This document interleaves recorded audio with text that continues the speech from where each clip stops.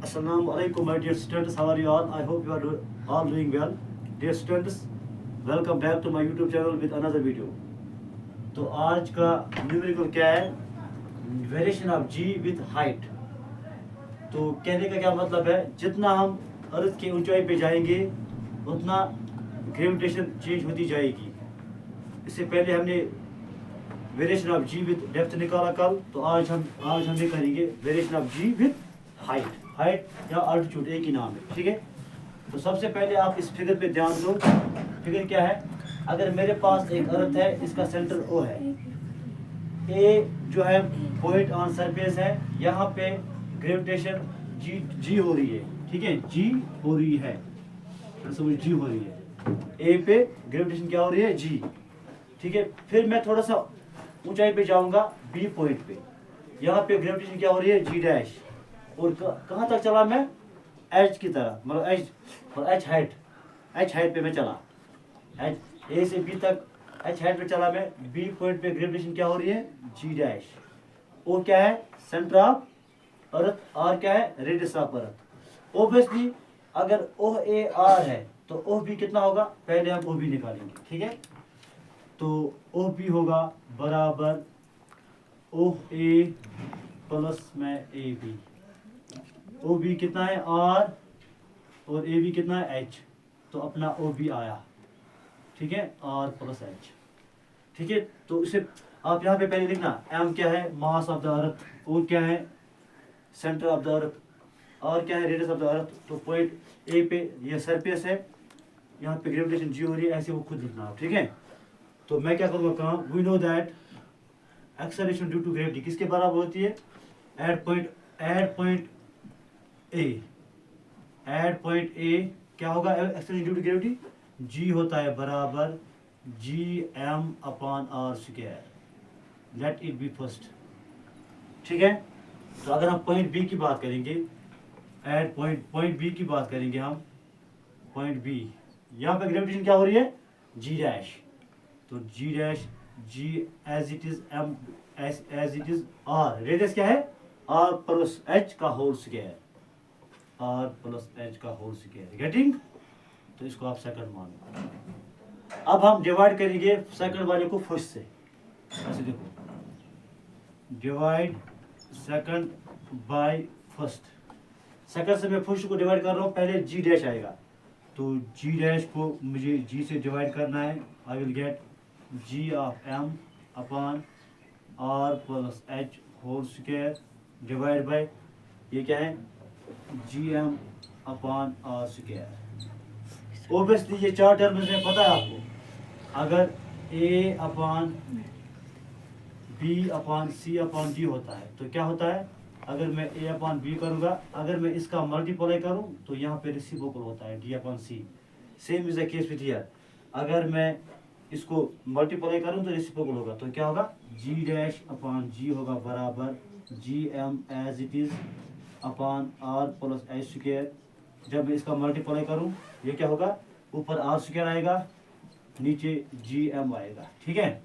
देखो, जी से आप जी कैंसिल आउट कर सकते हो, एम से आप एम कैंसिल आउट कर सकते हो. क्या बचा? हमें बचा जी डैश अपॉन जी बचा R square upon R plus H whole square. ठीक है. बिल्कुल. अगर दोनों में स्क्वायर है तो हम एक ही रख सकते हैं ना. जैसे ये अगर 2 का स्क्वायर होता है और 3 का स्क्वायर होता है तो हम उनको एक ही स्क्वायर में रख सकते हैं, कोई बड़ी बात नहीं है. ठीक है.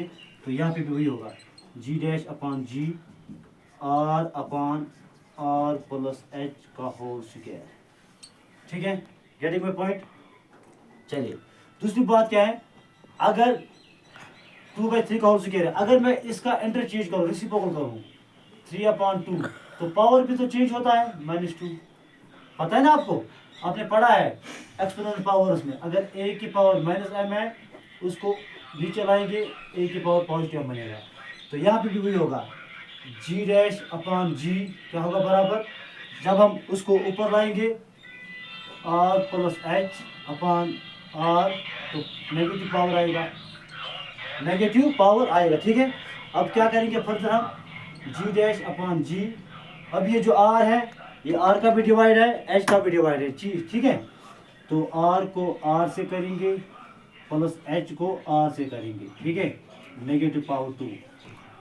तो फिर क्या होगा फर्दर, जी अपान जी डैश अपान जी, इस आर से आर कटेगा 1 प्लस एच अपान आर की पावर -2। देखो यहाँ पे क्या क्या करेंगे हम काम, यहाँ पे हम बाइनॉमियल थ्योरम लगाएंगे, उसको हम एक्सपेंड करेंगे।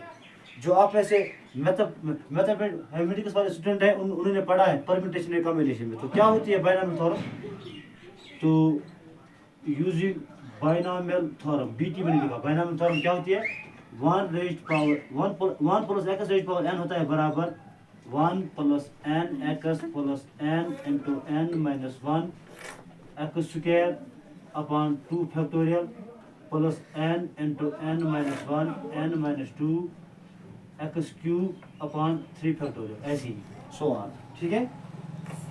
तो यहाँ पे क्या है, यहाँ पे है, तो हम लिखेंगे G dash upon G equal to 1 के बदले 1, एक्स के बदले एच आर, एन क्या है -2, तो हम लिखेंगे 1 प्लस एन क्या है -2, एक्स क्या है एच अपॉन आर प्लस। और दूसरी बात आपको पता है, जितना हमें पता है एच हमेशा लेस देन आर होता है, तो एच बाय आर उससे भी छोटा होगा, और जब ये छोटा होगा, जब इसके पावर्स होंगे तो वो और भी छोटे होंगे, तो इसको हम नेगलेक्ट करेंगे, इसको हमें लिखने की जरूरत नहीं है, पता है ना आपको, क्योंकि h is very very less than r, जब हम h बाय r करेंगे वो उससे भी छोटा है होगा, जो higher powers of h by r होंगे वो ऑलमोस्ट 0 के बराबर होंगे, तो हमें वो लिखने की जरूरत नहीं है, तो हम अप्रॉक्सीमेट यहीं तक लिखेंगे, ठीक है। तो लिखेंगे हम h dash upon h equal to 1 plus minus 2h upon r, यहाँ पे r है बड़ा वाला r, ठीक है। बात समझ आई, यहाँ पे मैंने क्यों नहीं लिखा, क्योंकि h होता है very very less than r, तो उसको लिखने की जरूरत नहीं, उसको हम ऑलमोस्ट नेगलेक्ट ही करेंगे। देखो अब क्या होगा, h डैश इक्वल, अब ये g पहले इससे होगा, g माइनस फिर g 2h upon r, obviously g dash से बड़ा है, क्योंकि g से मुझे कुछ ना कुछ माइनस करना पड़ रहा है, तभी g डैश बढ़ रहा है। जैसे मैंने वो कल बताया, अगर 7 है, 7 होगा 10 माइनस 3, 7 तभी 10 के बराबर, जब हम 10 को 3 माइनस करेंगे तभी 7 आएगा, तो that means 10 is greater than 7, 7 is less than 10। तो same is the case with here, g को मुझे कुछ ना कुछ माइनस करना पड़ रहा है तभी g डैश आ रहा है, तो that means which implies g dash is less than g। तो हमने इसे क्या हमें प्रूव हुआ, इसे प्रूव हुआ हमें, जितना हम अर्थ के ऊंचाई पे जाएंगे उतना ग्रेविटेशन डिक्रीज होती जा रही है जाएगी, जितना हम अर्थ के ऊपर जाएंगे उतनी acceleration due to gravity decrease होती जाएगी। यही हमारा प्रूफ था, मुझे उम्मीद है कि आपको समझ आया होगा। तो thank you, have a nice day.